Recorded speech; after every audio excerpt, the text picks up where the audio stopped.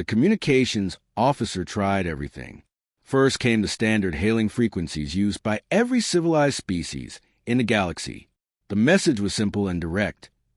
Identify yourself, state your purpose, respond to contact. The words transmitted across space in 47 different languages, covering every known form of communication. Silence. They tried radio waves, then moved to laser-based communication systems. Nothing. The mysterious warship just floated there, dark and silent, like a predator pretending to be dead. The Calthians even attempted ancient protocols from species that had gone extinct thousands of years ago, just in case his vessel was some kind of time capsule. Still nothing. Try quantum entanglement channels. Vextal ordered, growing more frustrated by the minute. If they're advanced enough to build that home material, they might be using technology we barely understand. The communications officer worked for another 20 minutes, cycling through every possible method of contact. The result was always the same. The human ship remained completely silent. Either nobody was home, or whoever was inside didn't want to talk. Vextal faced a difficult choice. Protocol was clear. If a vessel doesn't respond to hails, you maintain distance and report to command. But his curiosity burned too hot. This ship represented something new, something potentially dangerous. If he backed off now, some bureaucrat at fleet headquarters would probably order the vessel destroyed from a safe distance, and they'd never learn its secrets. Prepare boarding team, he announced. Full combat gear. Assume hostile environment. His second-in-command, a scarred veteran named Kelvas, stepped forward. Sir, this breaks at least 6 different regulations. If there's anyone alive on that ship, and they're hostile, we could start an interstellar incident. Then we'd better make sure we don't start an incident, Vextal replied. Select 8 of our best shock troops. I want this done quickly and quietly. 20 minutes later, the boarding team assembled in the airlock. These weren't ordinary soldiers. Calthian shock troops were legendary throughout the Empire. Each warrior stood 3 meters tall, their natural strength enhanced by powered exoskeletons that could punch through reinforced steel. They'd trained for years in zero-gravity combat, hostile environment infiltration, and close-quarters battle. Their armor could withstand plasma fire, and their weapons could cut through almost anything. They were the best of the best. And they were about to meet something they'd never trained for. The boarding craft detached from the Vigilant Talon and crossed a short distance to the human warship. Magnetic clamps locked onto the hull with solid thunks that echoed through the boarding team's helmets. The team leader, a grizzled warrior named Toxiel, activated his cutting torch. Beginning breach. Expect vacuum on the other side. Stay sharp. The torch burned white-hot as it carved through the airlock door. Sparks flew in strange patterns, and Toxiel noticed something odd. The metal was incredibly tough. His torch should have sliced through standard airlock material in seconds. This was taking almost 5 minutes, and his torch was running dangerously hot. Finally, the cut completed. The door section fell inward with a crash. The team braced for explosive decompression as atmosphere rushed out into space. It never came. Instead, air flowed gently past them. Breathable atmosphere. The sensors in their helmets went wild with readings. Oxygen, nitrogen, trace gases, all in proportions that shouldn't exist on an abandoned ship. The environmental systems were still running, maintaining perfect conditions for life. That's impossible, someone whispered over the comm. The ship reads as dead. No main power. How is life support functioning? Nobody had an answer.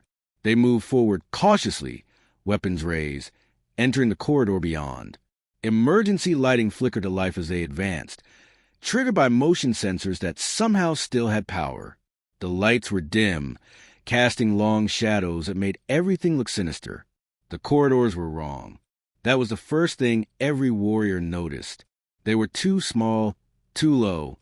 The Calthian troops had to crouch and hunch their shoulders to fit. Their bulky armor scraped against walls barely 2 meters high. Everything about this ship's design suggested its creators were small, possibly fragile. What kind of warrior builds a warship they can barely fit inside? Kelvas muttered. Maybe they're not warriors, Toxa replied. Maybe there's something else.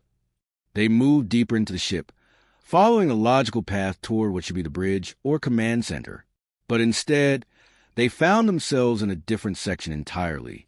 The room they entered was large, cold, and filled with dozens of cylindrical pods arranged in neat rows. Cryopods. Every soldier recognized them immediately. Most spacefaring species use some form of suspended animation for long journeys. These pods were sophisticated, far more advanced than Calthian models. Medical readouts glowed softly on each pod surface, displaying complex data about the occupants inside. Or rather, the occupants that had been inside. Almost every pod stood open and empty, frost still clinging to their interiors. Whatever crew had manned this ship had already awakened and left.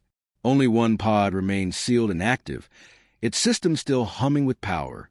Inside, they could see a figure, small compared to them, barely half their height. The frost on the pod's viewing window made details difficult to see, but they could make out a humanoid shape in some kind of uniform. As they watched, the pod system suddenly activated. Warning lights flashed. The frost began to melt, trickling down as the pod's temperature rapidly increased. Whatever was inside was waking up. Weapons ready. Toxiel commanded, "We don't know if this thing is friendly." The pod's door hissed open, releasing a cloud of cold vapor.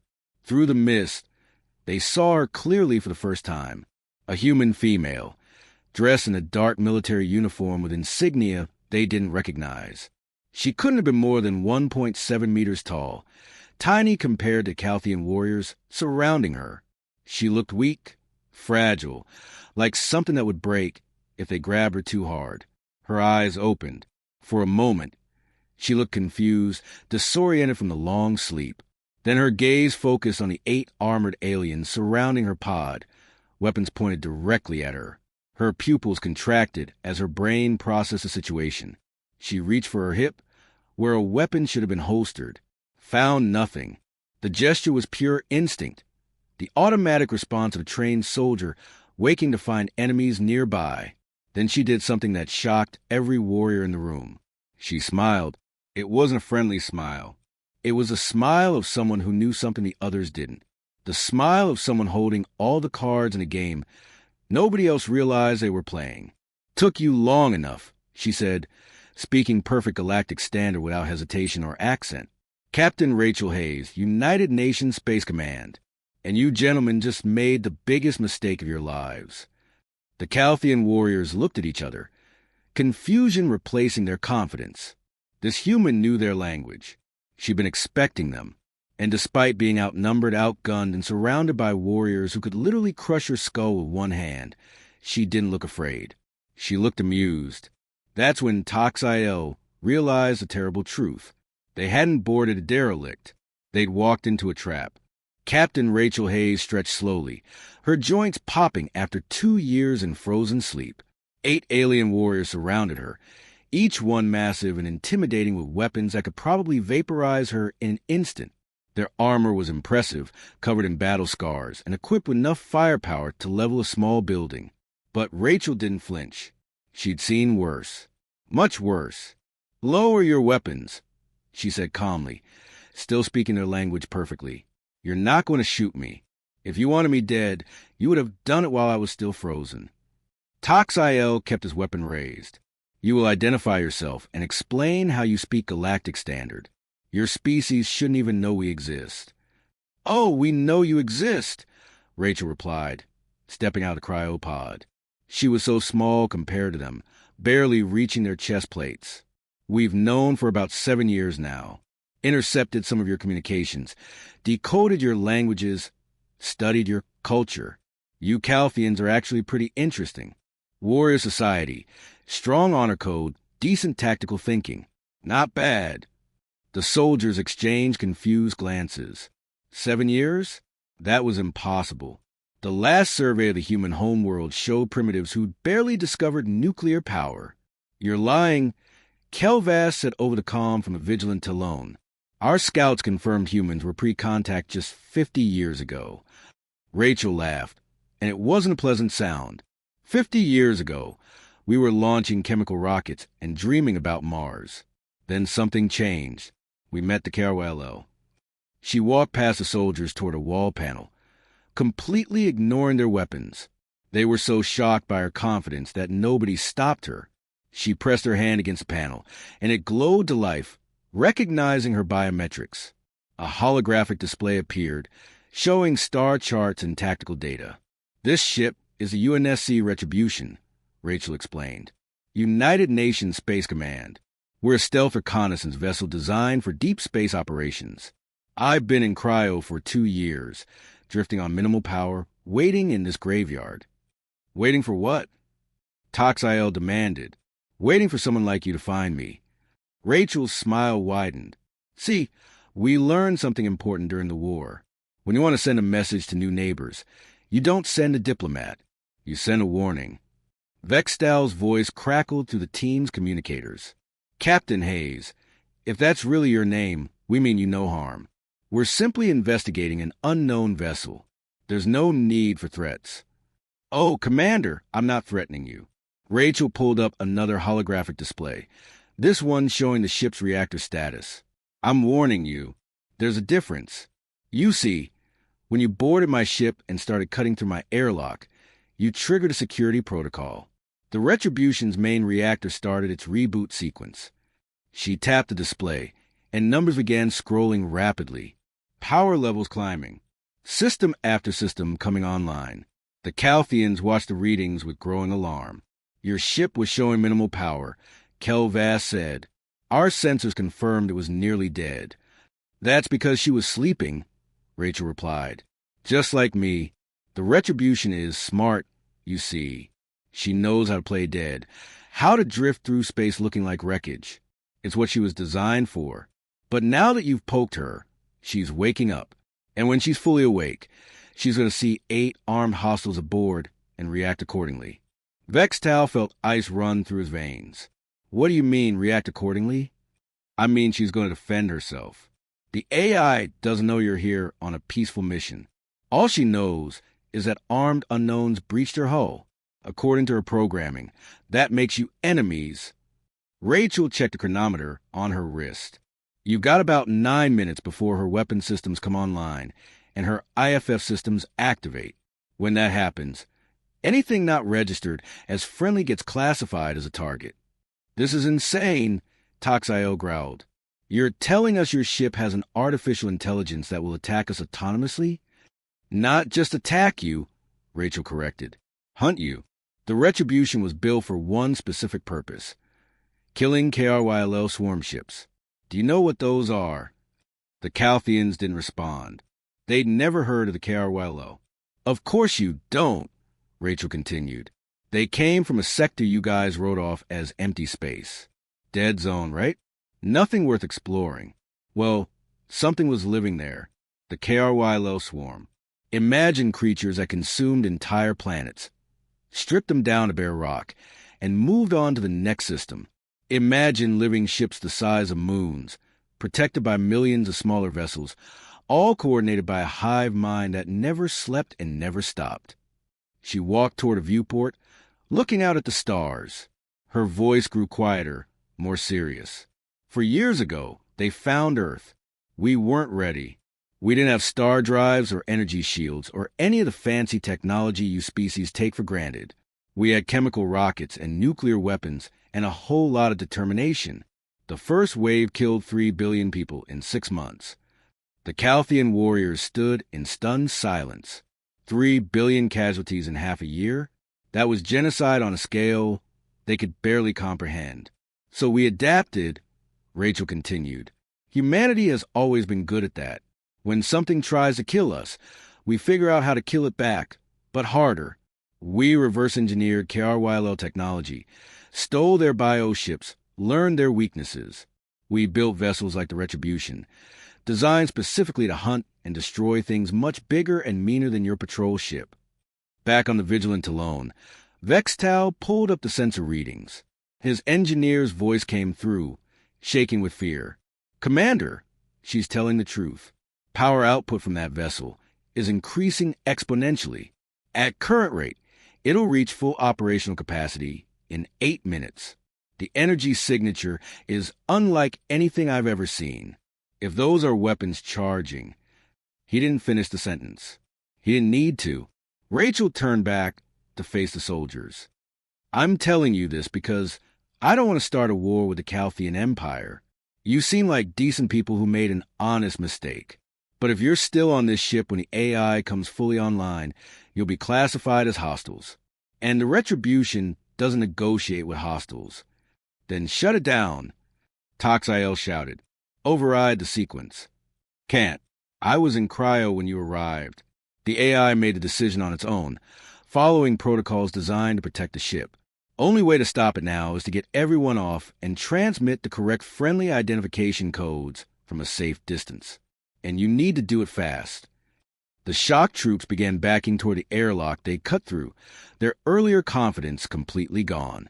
They'd come aboard expecting to find a derelict or maybe some primitive aliens they could easily handle. Instead, they'd found a sleeping predator, and now it was waking up. What about you? Kelvas asked. If your ship is so dangerous, why aren't you leaving? Rachel sat down on her empty cryopod, looking completely relaxed despite the countdown to potential disaster happening around her. Because this is my ship.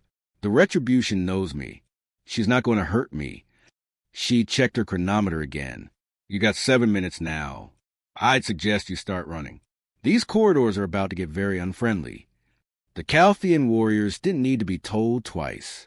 They turned and ran, their heavy armor clanging against the two small corridors as they rushed back toward their boarding craft. Rachel watched them go, then spoke quietly to the empty air. Welcome back, old girl. We've got visitors. Let's make sure they leave with a story to tell. Somewhere deep in the ship's core, the AI heard her voice and adjusted its protocols accordingly. The hunt was about to begin. The Calthian shock troops scrambled through the corridors, their heavy boots thundering against the metal floor. Behind them, they could hear it.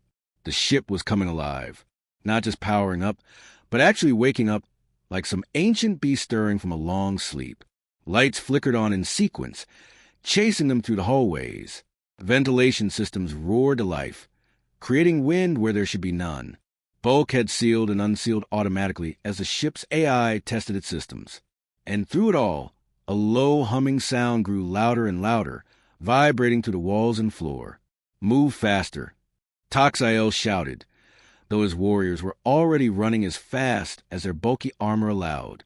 The problem was the corridors. They were so cramped that the soldiers had to hunch over, making speed nearly impossible. It was like trying to sprint through a tunnel built for children.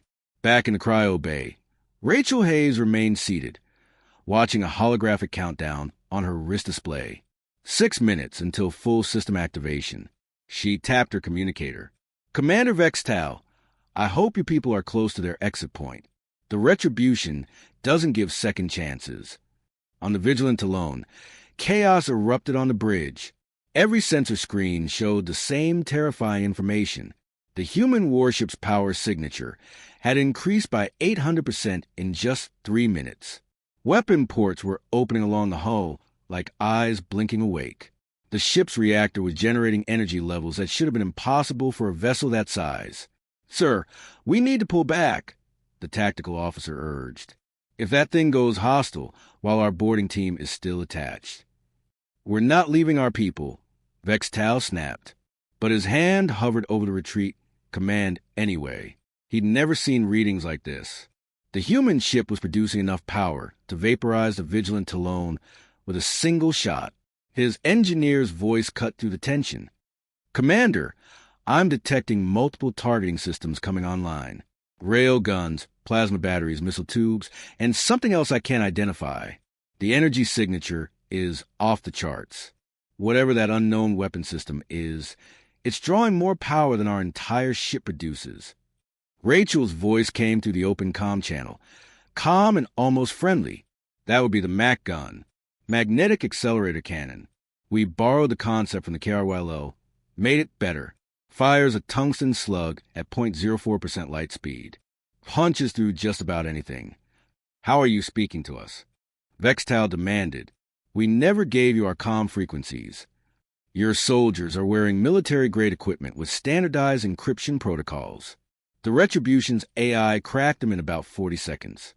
"We've been listening to everything since your people came aboard." She paused. "Your engineer is correct, by the way. You should pull back. At least 5,000 meters. When the Mac gun fires its test shot, the electromagnetic pulse alone could fry your systems if you're too close." Test shot. Vextal felt his blood turn to ice. "You're going to fire on us?" "Not on you. Just near you. The AI needs to calibrate its systems. Make sure everything still works after 2 years of sleep. She's going to pick a nice big asteroid and turn it into dust. Standard procedure. Unfortunately, if you're in the blast radius when that happens, well, collateral damage is a thing." The boarding team finally reached the breached airlock. They threw themselves through the opening, magnetic boots clanging as they scrambled back to their boarding craft. Tox.io was the last one through, and as he turned to seal the hatch, he saw something that would haunt him for the rest of his life. The corridor behind him had transformed. What had been dark and dormant was now fully illuminated, revealing details they'd missed in the emergency lighting. The walls weren't just metal. They were covered in scorch marks, deep gouges, and what looked like acid burns.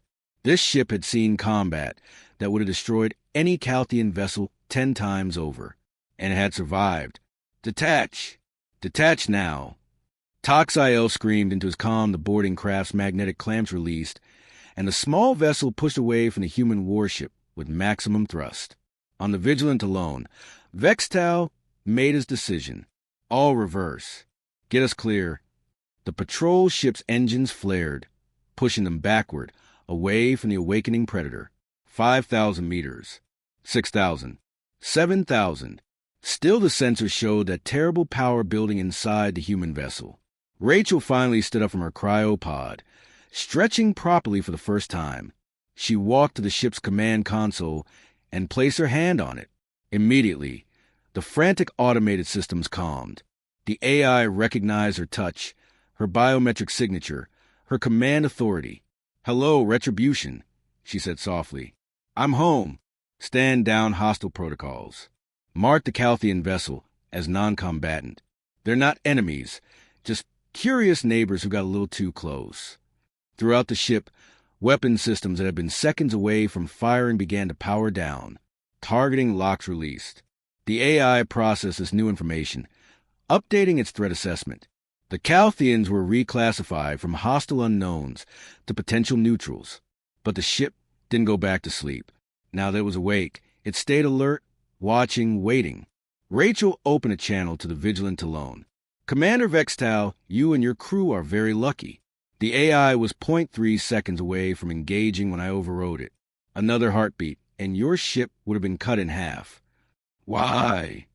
Vextal's voice shook slightly. "Why build something so aggressive? This AI of yours, it nearly started a war over a simple boarding action." "Because where we come from, hesitation gets you killed," Rachel replied. Her voice grew harder, colder. "The KRYLL don't negotiate. They don't take prisoners. They don't care about your surrender or your pleas for mercy. They just consume everything in their path. When you're fighting something like that, you build ships that shoot first and ask questions never." She pulled up tactical data and transmitted it to the Calthian vessel. Star charts appeared on their screens, showing a region of space they'd always assumed was empty. But Rachel's data painted a different picture. Dozens of systems, all marked in red. "All dead now. This was KRYLL space," she explained. 47 inhabited systems. Different species, different governments, different cultures. All gone now. The KRYLL ate them all, stripped their worlds to nothing. Then they came for us." The Calthian crew stared at the charts in horror. 47 civilizations, wiped out completely. That was genocide on a scale the galaxy hadn't seen in thousands of years. "The siege of Proxima lasted 8 months," Rachel continued. "We lost 200 ships and 30 million people defending one colony. But we held. And more importantly, we learned. We captured KRYLL bioships, studied their technology, figure out how they thought. Then we built vessels designed specifically to hunt them." She gestured around the cryo bay. The Retribution and ships like her were humanity's answer to the swarm. Fast, deadly, and smart enough to operate independently for years. We scattered dozens of these vessels throughout former KRYLL space, all running on minimal power, all waiting. Some are crude like mine. Others are fully automated, just AI and weapons. Waiting for what? Kelvas asked. Waiting to see if the KRYLL come back. Waiting to see if anything else dangerous shows up. Rachel's expression softened slightly. Or waiting to make first contact with neighbors who wander into territory they don't understand. Like you. Vextal processed this information, his mind racing. Humanity had fought and won a war of extinction against an enemy powerful enough to destroy dozens of civilizations. They'd done it with technology they developed in less than a decade, and now they had warships scattered throughout space, invisible and waiting. How many ships like yours are out there? He asked quietly. Rachel smiled that dangerous smile again. Enough. Commander, I'm sending you updated star charts. They show human-controlled space and our patrol zones. I strongly suggest you share this with your government and tell them to update their navigation databases. Any ship that enters our territory without clearance will be treated as hostile. That's a lot of space you're claiming, Vextal observed. That's a lot of space we cleared, Rachel corrected. We paid for it in blood. Now it's ours. The Retribution's weapons had finally powered down completely, but the ship remained fully active, its sensors sweeping space in all directions. The AI was still watching, still evaluating, still ready to respond to any threat in microseconds. Rachel walked toward her captain's chair, settling into it with familiar ease. You can go now, Commander. Tell your empire about us. Tell them humanity is no longer a pre-contact civilization hiding on one little world. We've joined the galaxy, and we're not going anywhere. The vigilant Talon continued its retreat, putting distance between itself and the human warship. Vextal watched the screens carefully, hoping that Rachel Hayes had been honest about standing down her weapons. For a moment, everything seemed calm. The Retribution floated in space, still and quiet once more. Then everything changed. The transformation started slowly, almost imperceptibly. The hull plating along the Retribution's sides began to shift. What the Calthians had assumed was battle damage suddenly revealed itself as something else entirely. The scarred, broken appearance had been camouflage, a disguise to make the ship look harmless and defeated. Now the disguise was coming off. Sections of armor rotated and locked into new positions with mechanical precision, what appeared to be random blast marks aligned into deliberate patterns. The ship's entire profile changed as hidden panels slid aside, revealing smooth, aggressive lines underneath. It was like watching a wolf shake off sheep's clothing. Sir, the vessel is reconfiguring, the sensor officer reported, his voice tight with fear. I'm detecting massive internal movements. Hull integrity is actually increasing. Those damaged sections weren't weak points. They were retractable armor. Weapon ports open along the ship's flanks, dozens of them, appearing like dark eyes blinking open after a long sleep. Each port contained sophisticated targeting systems and weapons the Calthian database couldn't identify. Some looked like conventional cannons. Others were stranger, covered in strange symbols and emitting faint energy signatures that made no sense. The most dramatic change was the ship's front. The wedge-shaped nose split down the middle, pulling apart to reveal a massive barrel that ran nearly the entire length of the vessel. The Mac gun, the weapon Rachel had mentioned. It was enormous, far too large for a ship this size. The Retribution had essentially been built around this single devastating weapon. Then the reactor signature spiked. The engineer at his station started shouting, "Commander, power output just increased by another 400%. Those levels should cause immediate reactor breach and meltdown. Nothing should be able to contain that much energy. The laws of physics." "Forget the laws of physics," Vextal interrupted. "These humans clearly don't care about them." He was right.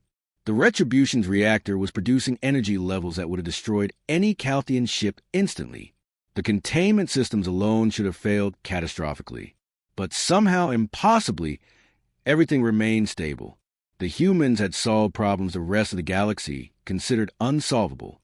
Rachel's voice suddenly cut through every communication channel the vigilant Talon had. She wasn't requesting permission to speak. She was overriding their entire system, broadcasting with such power that her words came through even on backup frequencies. The friendly tone was gone. Now she sounded like what she really was, a military commander defending her territory.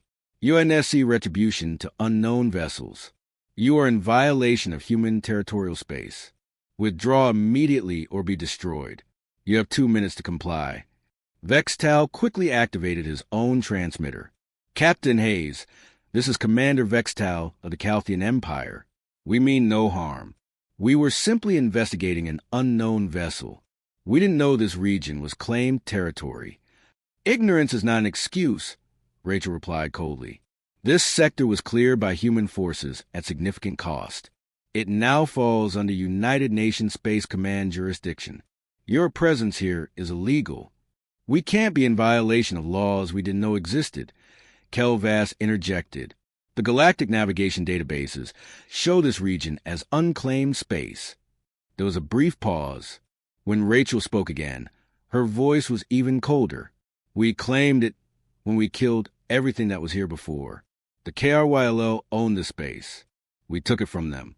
That makes it ours. Update your databases. The brutal honesty of that statement stunned the Calthian crew into silence. This tiny human, barely half their size, was casually admitting to conquest on a massive scale. And she showed no guilt, no hesitation, no doubt. Just cold, hard fact. Vextal tried diplomacy again. Captain Hayes, surely we can discuss this reasonably. The Calthian Empire has no quarrel with humanity. We're not your enemies. You're not our friends either, Rachel countered. You're unknowns who violated our space without permission. Right now, you're classified as potential threats. The Retribution's AI wants to eliminate potential threats. I'm the only thing stopping it. The threat was clear and terrifying. This ship's artificial intelligence was actively arguing for their destruction, and only one human stood between them and annihilation.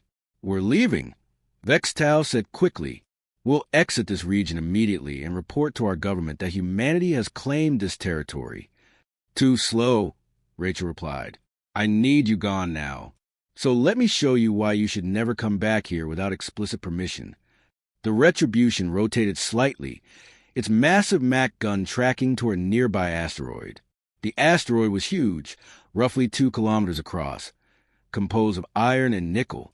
It had probably been floating through space for billions of years, a silent witness to countless civilizations rising and falling. Target acquired, Rachel announced. Firing warning shot. Magnetic accelerator cannon at 15% power. 15%?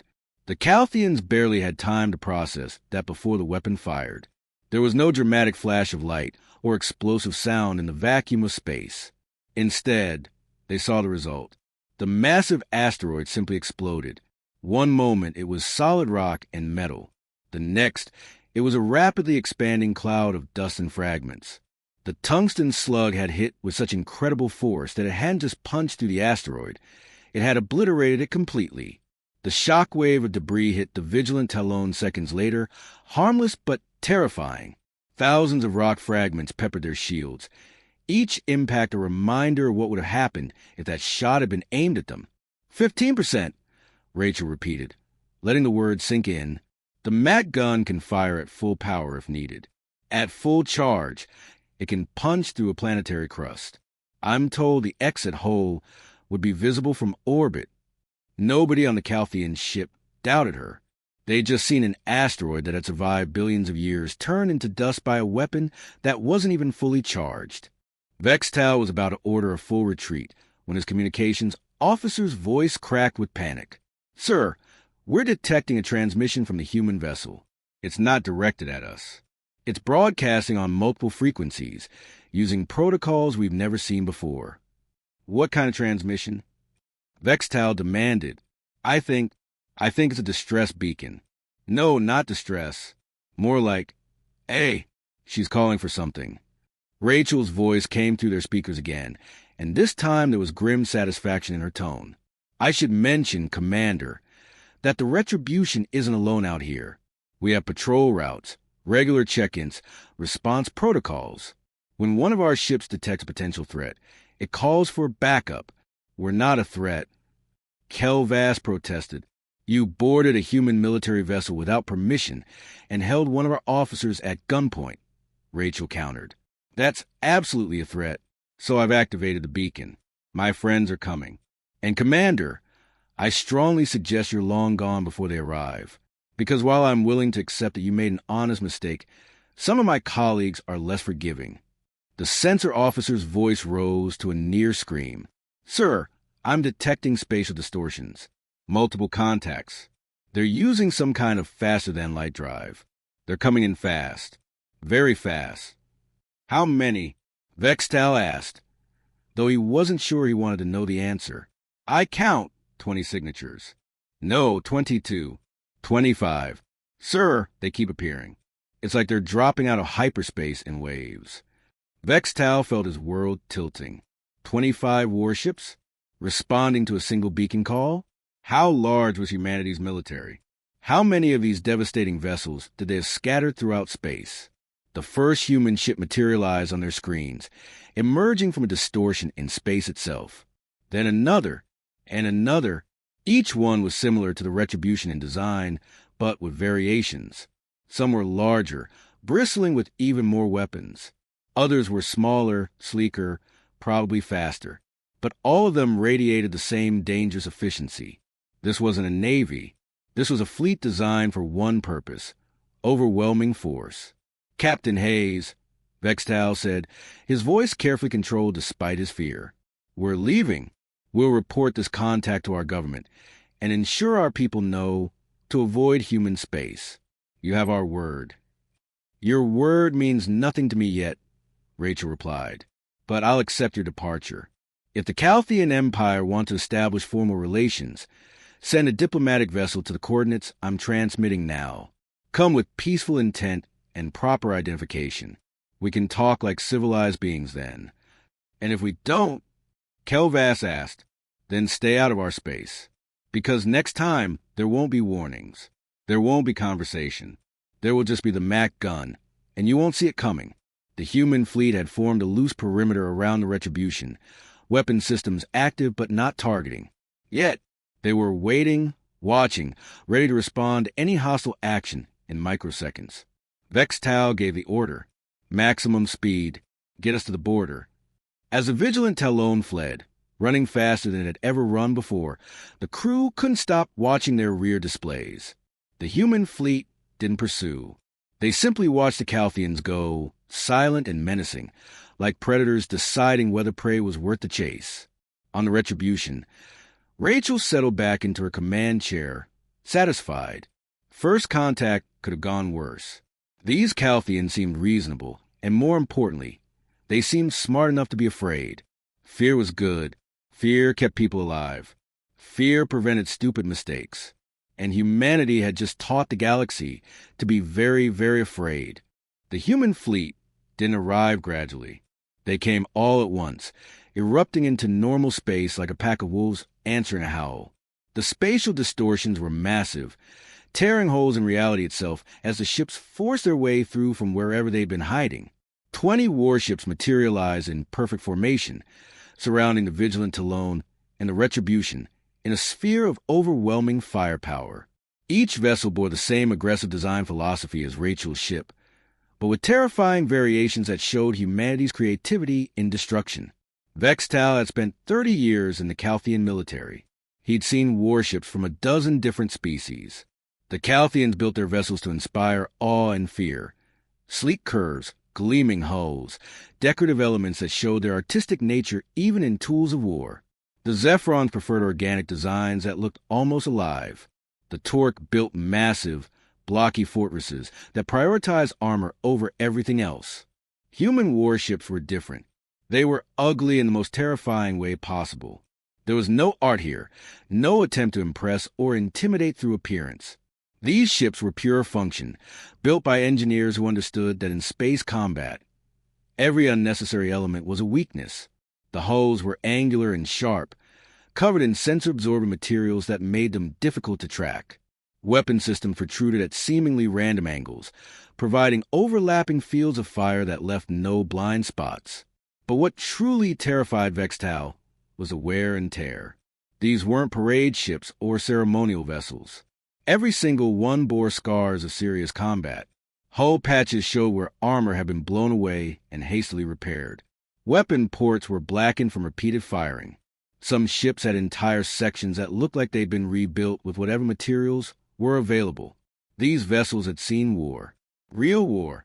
The kind where survival was more important than looking impressive. "Sir, we're being hailed," the communications officer said quietly. "Multiple sources.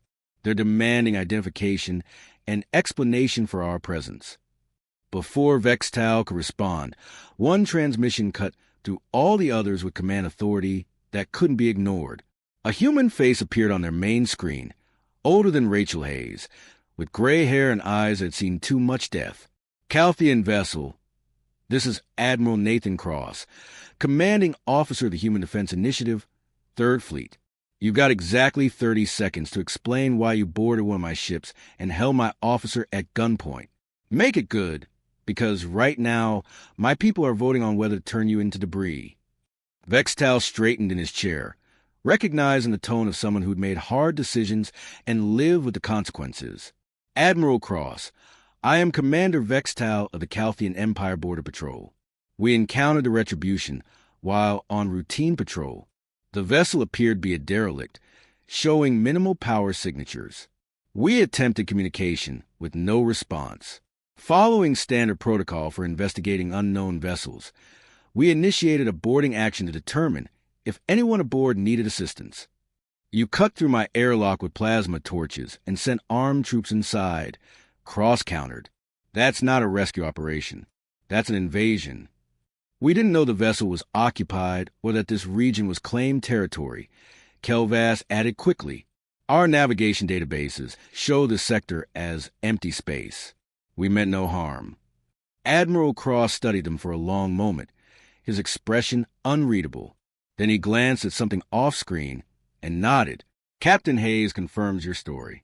Says you lowered your weapons when she identified herself and withdrew when warned about ship's defensive systems. That true?" "Completely true," Vextal confirmed.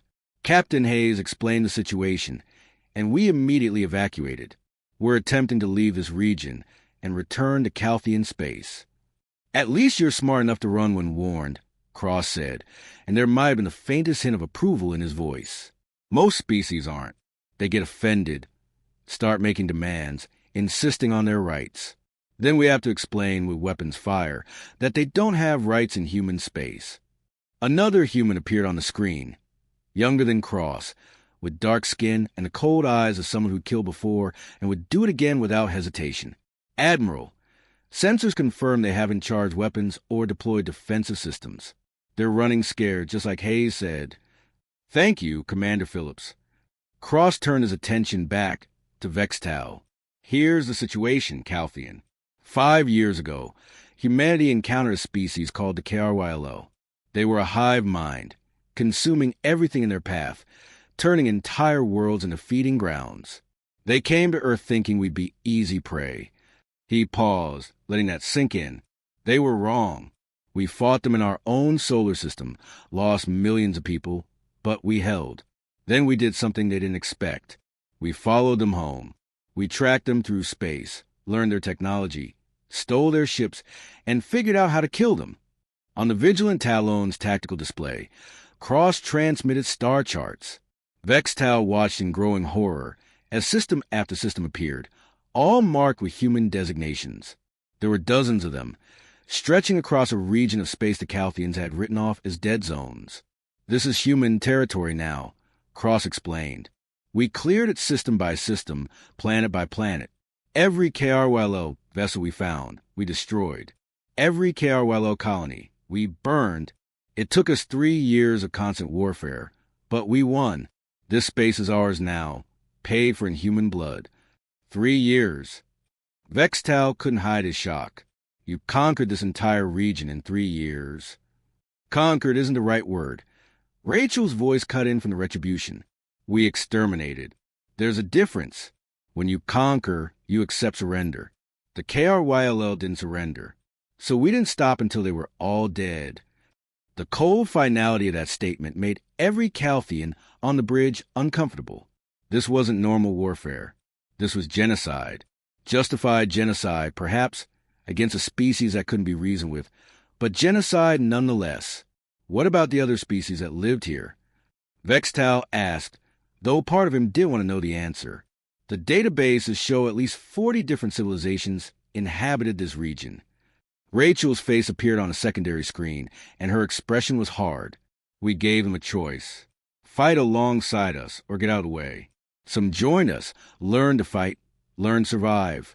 They're still here, rebuilding their worlds under human protection. Others refused, said they wouldn't get involved in someone else's war. And those species? Kelvas asked quietly.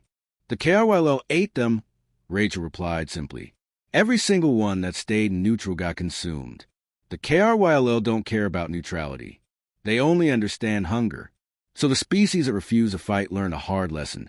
In a war of extinction, there are no bystanders. You fight or you die. Admiral Cross pulled up another display, showing ship movements and patrol routes.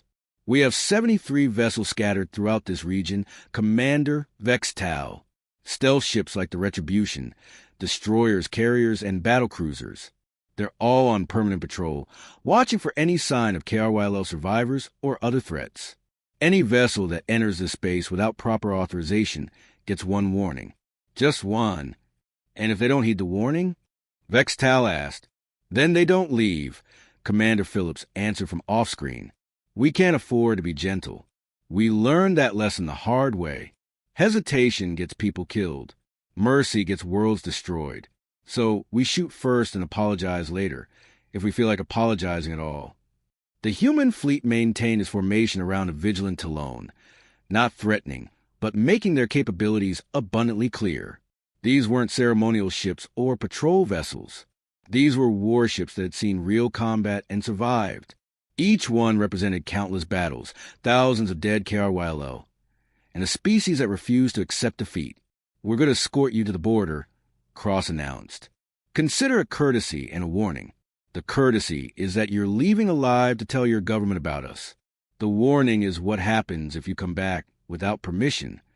As the human fleet moved into escort formation, Vextal noticed something that made his blood run cold. The ships weren't all the same size or configuration. Some were massive, easily 5 times larger than the Vigilant Talon. Others were smaller, sleeker, probably scouts or fast attack craft. But they all moved with perfect coordination, responding to commands so quickly that they must have been networked through some kind of shared tactical system. This wasn't just a fleet. This was a weapon system with multiple components, all working together with machine precision. The journey to the border took 2 hours. 2 hours of uncomfortable silence, broken only by occasional position updates from the human vessels. The Calthians didn't speak among themselves, afraid that the humans were monitoring their internal communications. Given how easily Rachel had cracked their encryption, that fear was probably justified. Finally, they reached the boundary that Admiral Cross had designated as the edge of human space. The fleet stopped, forming a wall between the Calthians and the territory they claimed. This is as far as we go, Cross announced. Commander Vextal, you're free to return to your people. Tell your government everything you've seen here. Tell them humanity controls this region now.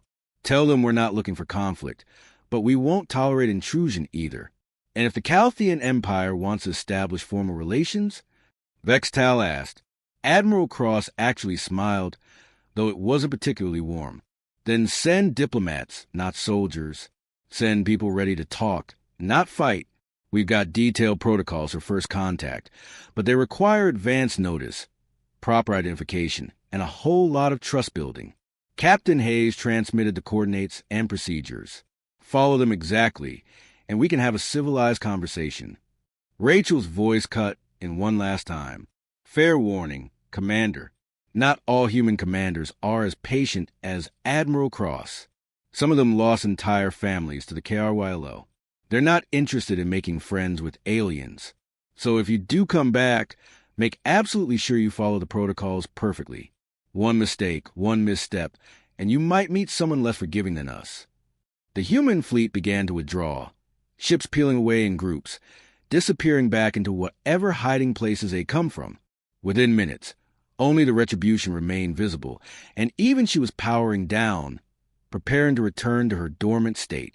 As the vigilant Talon entered the familiar safety of Calthian space, Vextal sat in command chair and tried to process everything he'd witnessed.